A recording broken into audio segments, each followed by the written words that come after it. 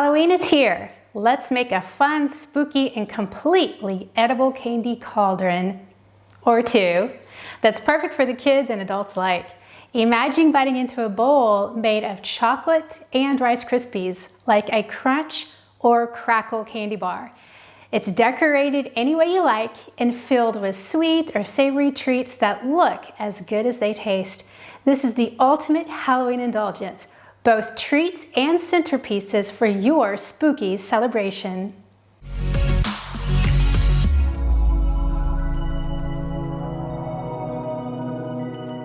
For the ingredients, you'll need rice or corn cereal, crackers or chips like Rice Krispies, Chex, or Bugles. I'm using Rice Krispies today. Semi-sweet dark or milk chocolate chips or chocolate bar, butter, 1 to 3 tablespoons of whole milk or cream, Halloween sprinkles or nonpareils to decorate the cauldron exterior, and 1 to 2 packages of unwrapped Halloween candy to fill the bowls. I'm using different Halloween gummy candies in one bowl and savory chips in the other. Begin by placing 60 grams, which is 1 3/4 cups of rice or corn cereal, crackers, or chips like Rice Krispies, Chex, Bugles, etc. into a large zip-top bag. The bigger cereals or chips you want to crush up pretty finely. Rice Krispies, not so much. We just want to make them a little bit more manageable within our chocolate. Okay, that's pretty good. Most of the Rice Krispies are still intact, but we have a few that are broken up, again, just to make it easier to put in the bowl and mix with the chocolate. We're going to set aside 2 small cereal size bowls. A good size for this recipe is a bowl that holds 1.5 cups of liquid. If you have bigger bowls, use bigger bowls. It's okay. Use whatever you have and then set those aside. You're also going to need 4 sheets of plastic wrap that are cut bigger than the bowls and lay them flat on the counter. We're going to heat up chocolate and butter in a double boiler or in a microwave safe dish. I'm going to use a double boiler, so I have a pot with water in it. My double boiler is a homemade here. I've got a mesh sieve on top. You could use another pot if you have one that'll fit inside the other. Just make sure the water does not touch the bottom of whatever you're using. And then I'm going to put a bowl in my sieve so that my chocolate will heat up. To your double boiler, you're going to add 200 grams, which is 10-ounce package of semi-sweet dark or milk chocolate chips. I chopped up a chocolate bar. You want to cut your chocolate in small pieces to allow for even melting and to prevent burning as the chocolate melts. To the chocolate, we're going to add 24 grams or 2 tablespoons of butter. Heat the chocolate and butter on low to medium heat over the stove or in 30-second intervals in the microwave, stirring in between each interval. Stir frequently and continue to heat until the chocolate and butter are completely melted and are smooth. The chocolate and butter are melting, but they're not quite smooth yet, so just keep stirring and heating on low heat. Okay, you'll notice that my chocolate is all melted. It's smooth, but it's very thick. I'm not going to be able to stir really anything into that. Depending on the type of chocolate you use, if your chocolate is thick and not thin enough to stir in other ingredients, then we're going to add at least a tablespoon of milk or cream. To start out, you want to give it a stir until it's nice and smooth. It's thinned out. Okay, now you can see that our chocolate is smooth, it's shiny, and it's definitely easily stirrable so that we can stir in our crackers or cereal. Go ahead and pour in your crushed cereal or crackers and then stir it in really, really well so that the pieces are coated in chocolate. While the mixture is still warm, you want to eyeball it, and we're going to divide it up between our 2 pieces of plastic. So half on one piece of plastic and the other half of the mixture on the other piece of plastic. Okay, and then just use a spoon to pat it out to about a 7-inch diameter. You can use your fingers, but it's going to be pretty messy here. We don't want this to cool before we get it shaped, so make sure that you're working on both circles at the same time. What I like about using the Rice Krispies is that it sort of gives the cauldron this bone-crushing look, as though you have bone pieces in the cauldron. It helps to take the curved part of the spoon and sort of gather up the edge to give it a smooth edge. Okay, and we'll make it smoother once we put it into the bowls. Let's go ahead and add our decor. You can use any Halloween decor that you want or other holiday. And then just go ahead and add it to the top, which is actually going to end up being the outside of our bowl. But it's easier to add the decor when it's flat than when it's inside the bowl. Add in some pumpkins. And for good measure, why not some black sprinkles? I think it would be fun to add a couple eyes. Gonna add some bats to this one. Notice I'm not being too strategic about this because I don't want it to harden too quickly. And for good measure, why not add some more eyes? I love the eyeballs. I think they're so fun and creepy. Now your decor may shift once we start pressing it into the bowl. That's okay, it doesn't need to be perfect. If you want, you can just fold the plastic pieces over and then just help press in your decor. You wanna make sure this decor is adhering to our chocolate. Okay, and then open it back up.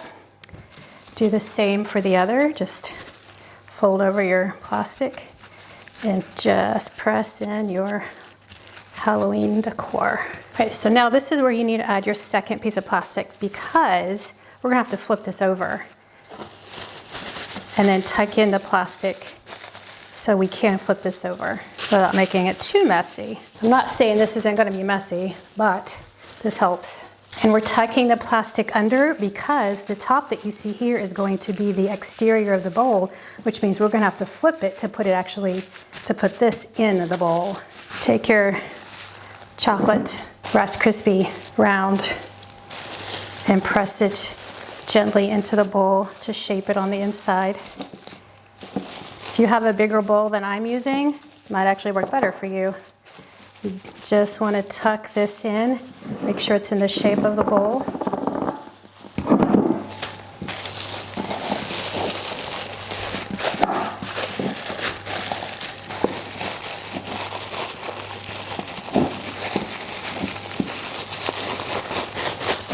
Go ahead and loosen the plastic edges so they're not in the way of us trying to shape and form the chocolate bowl into our regular bowl. All right, then just go ahead. You want to press so that your chocolate is adhering to the shape of the actual bowl. Go ahead and shape the top so that you have a nice bowl edge. If it comes above the bowl, that's okay. If it falls off, that's okay too. You just have a little too much there than you need for your size bowl. But this is where you can really manipulate and shape it. I find that plastic is helpful to manipulate the bowl so your hands don't get all sticky. But it's up to you. If you really want to be able to feel and shape that bowl edge, then take off the plastic. Keep the one underneath though. And since this is a cauldron, this is Halloween, nothing needs to be perfect. So don't worry about your top bowl edges being perfectly smooth. Going for spooky, quirky, creepy, whatever. You can leave the bowls as is because you're going to fill them, or you can add some more decor to the inside, but you'll need to press it in so that it sticks. And our chocolate is still soft, so it hasn't hardened yet, so you still have time to manipulate, add what you want to it. Now it's hard to change the exterior once you flip the chocolate into the bowl. You just have to go with how you planned the outside to look. And there is going to be some modification because we did have to manipulate the bowl a little bit to get it into the actual bowl. So this bowl is pretty much ready. This is a very important step.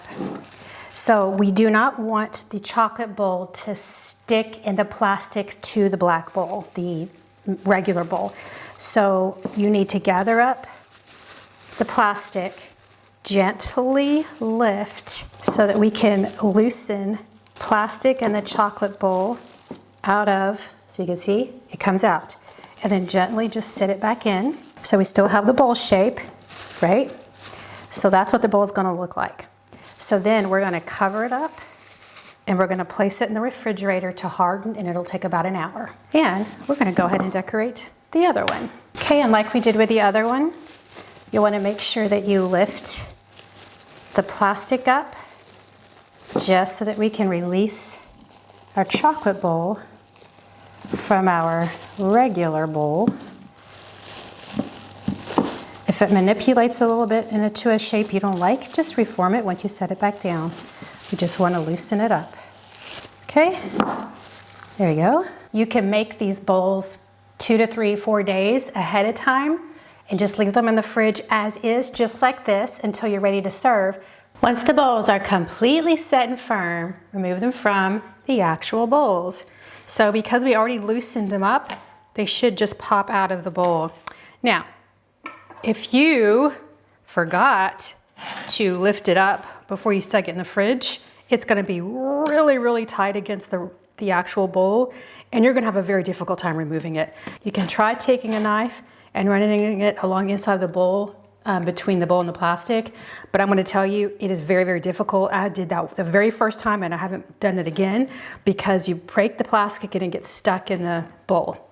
So that's not really an option you really wanna have. So just loosen it up before you stick it in the fridge. Okay, so, and they come out really easily. We're done with these bowls. Now we can unwrap them. Decor come off, and that is likely going to happen, and it's okay. If you want, just put it back in the bowl. Just don't turn the bowl upside down if you do that. How cool do they look? Creepy with the eyeballs. I really do like the eyes.